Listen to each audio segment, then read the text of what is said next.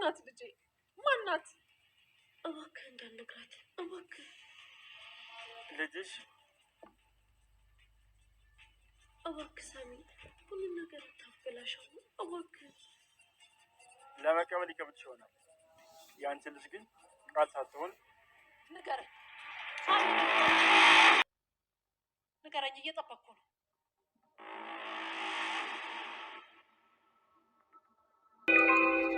ሰለቸህ ማለት ነው አንተ? የፈለገ እሱ እንዴት ስለ አባባ ሊያውቅ ቻለ? ምን ስለ አባባ ደግሞ ምን አለች? አዎ አድርገኸዋል ማለት ነው። ምንድን ያልሽው? ምን ሆኖ ነው ሰውየው? ምንድን ነው እንደዚህ የሚያደርገው? አባባ ምን አደረገው? አንተ አባባ ላይ ለድረት ብለህ ነው ቄፈት ይዘው? በጣም የምትገርም ሰው ነው አንተ፣ ክፉ ሰው። የእሱ ሀብት እኮ ለሁላችንም በቂ ነበር። ደግሞ የፈለግከውን አክል ውሰድ ብዬሃል ነበር። ለካ አንተ በውስጥ እያደባህ ነበር። ተመስገን። እኔ ደግሞ ሀብቱን በስም አላዞርልህም ሲለኝ በንዴት አንቄ እንደገደልኩት ያወቀሽ መስሎኝ ነበር። አባቴ ለአንቺ የማይገባሽን ሁሉ ሰጠሽ፣ ከዛ ደግሞ ገደልኩት። አንቺን በመንገዴ ከመጣሽ አላዝንልሽም። ለምን ትደብቂዋለሽ? አባቱ ማን እንደሆነ ማወቅ አለበት። ለምን በግልጽ አትነግሪው? ውጭልኝ አልኩሽ እኮ። ዳግም አስወጣልኝ። አትዋሺ፣ እውነቱን ተናገሪ። ሰው በውሸት መወንጀል ነው የምታውቂው። ተናገሪያ። ውጪ እንጂ።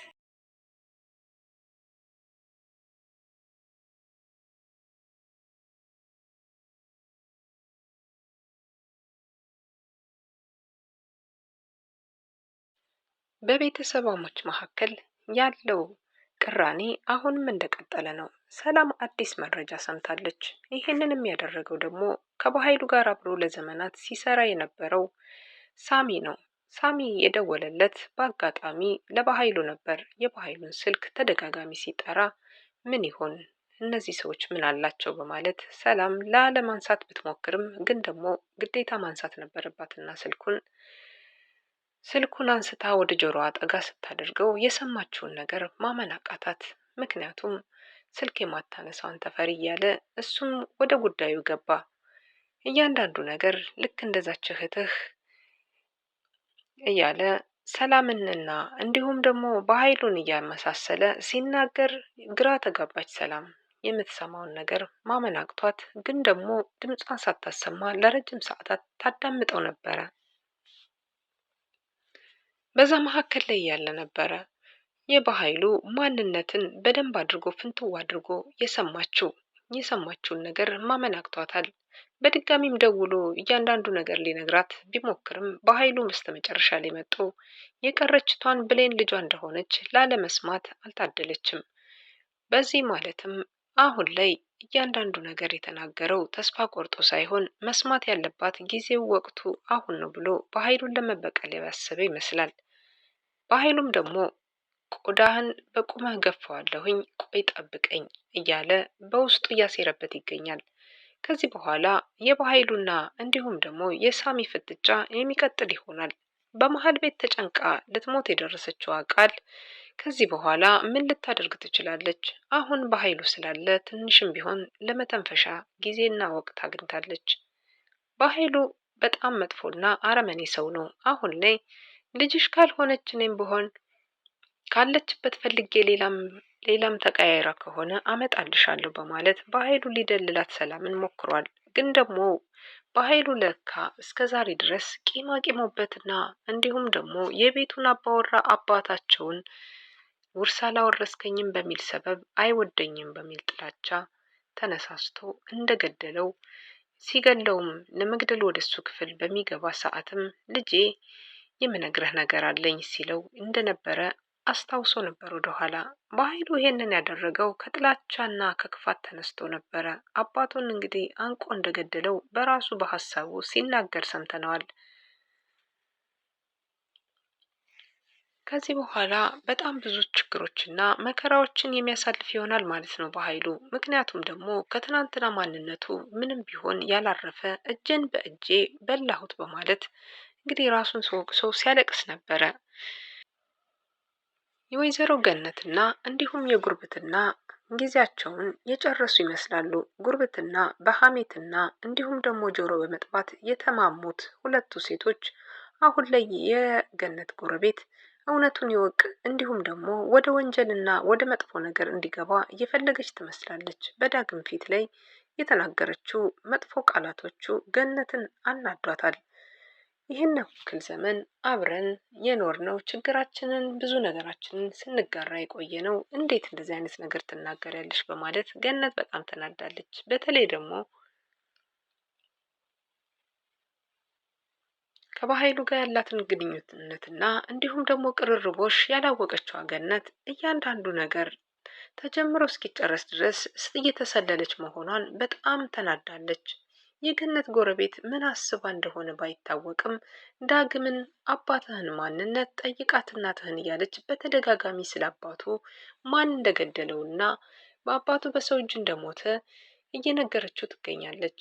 ገነት ደግሞ ይሄንን በተቃራኒ መንገድ ሰው አልገደለውም ታሞ ነው የሞተ በማለት እሷም ስታስተባብል አይተናል። ገነት ያስተባበለችበት ምክንያት በኋላ ችግሮች ቢፈጠሩ ልጇ በስሜታዊ ሆኖ በኃይሉ ነው ብላ ብትነግረው በኃይሉን ሄዶ አንቆ ይገለዋል ወይ ደግሞ የሆነ ነገር ያደርገውና ወንጀለኛ ሆኖ ልጇ ወደ ማረሚያ ቤት ይወድቃል። ይህን ነገር ለማረጋጋት ስትል ከልጆቹ መደበቅ ግድ ብሏታልና እኔ እዚህ ቤት እናቴ ካልነገርሽኝ እውነቱን ውሸት ካለበት ቤት ድርሽ አልልም በማለት ጥሏት ቤቱን ወጧል። ዳግም እንግዲህ በእናቱ ላይ ጨክኖባታል። እሷም እንግዲህ ኧረ ተው ዳግም ና ተመለስ ብትለውም ግን ደግሞ ሊሰማት አልቻለም። ብሌንም ተነስታ ከተቀመጠችበት አንቺም ልትሄጂ ነው ስትላት አዎ ልሄድ ነው፣ እውነቱን ካልነገርሽኝ እኔ ምን እሰራለሁ በማለት በትዕግስት ካዳመጠቻት በኋላ የገነትን ወሬ ካስጨረሰቻት በኋላ እጇን ምንጥቅ አድርጋት ጥላት ሄዳለች። ይሄ ማለት ደግሞ ገነት እንግዲህ ከዚህ በኋላ ሰው እንደሌላትና ከነሱ ውጭ ማንም። ሌላው ትኩሳት የሆነው ነገር ደግሞ የዳግምና የብሌን የፍቅር ግንኙነት ነው። ዳግም እንግዲህ ከዚህ በኋላ ከቃል ጋር ትሆናለህ፣ ይህን የምልህ ደግሞ የማዘህ እናቴን ለማግኘት ነው፣ ለእናቴን ለማግኘት መስዋዕት ክፈልልኝ እያለችው ትገኛለች።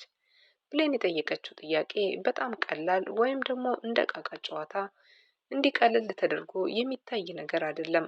በልጅነት ቢሆን እቃቃ ተጫውቶ ወደ ማታ ላይ ፈረሰ ይባላል። ይሄ ግን ትልቅ መስዋዕትነት የሚያስከፍል የህይወት እንዲሁም የፍቅርን ዋጋ የሚያሳጣ ከባዱን ጥያቄ ተጠይቀው አሁን ላይ በግራ በተጋባ ስሜት ውስጥ ይገኛል ዳግም ምን ሊመልስላት?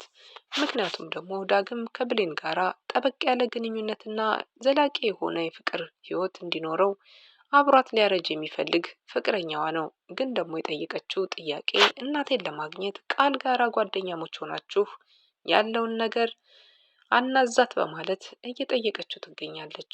ቃል እንኳን እና አይደለም አፈቅርሻለሁ ብሏት እንዲሁም ብቻዋን በፍቅር የተጎዳችና እሱን በጣም አጥብቃ እንደምትፈልገው ጠንቅቀን እናውቃለን። ዳግም ለዚህ ነበረ ብሌን ሲቃወማት የቆየው። ብሌን ግን ልትሰማው ፍቃደኛ አይደለችም። እና ታዲያ ልሳማት ወይስ ደግሞ አብሬያት ልተኛ?